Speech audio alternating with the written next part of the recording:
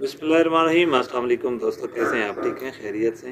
ये बदलते मौसम की वजह से ये देखें छोटी काली हो गई है और गले में थोड़ी खर कर रहा है।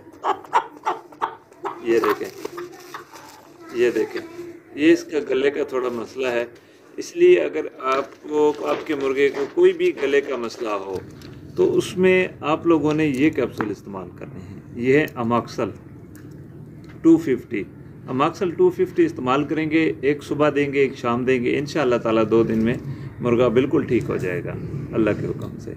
और कोशिश किया करें, जो बदलता मौसम है इसमें सख्त दाना बिल्कुल ना दें मुर्गे को, और इनको किसी अलहदा सेपरेट जगह पे रखें। ऐसा ना हो कहीं आप ऐसी जगह पे इनको रखें जहाँ पे जो है ये कोई सख्त चीज़ खा लें और इनका पोटे बंद होने का कोई मसला मसाइल सामने आए।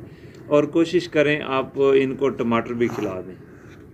टमाटर अपने मुर्गे को लाजमी खिलाएं ताकि अगर इसको कोई पोटा बंद मसला भी है अंदरूनी तो वो भी हल हो जाए। टमाटर बहुत काम की चीज़ है, ये लाजमी खिलाया करें। टमाटर, प्याज वगैरह, लहसुन, ये बहुत अच्छी चीज़ें हैं जो कि घर में मिल जाती हैं।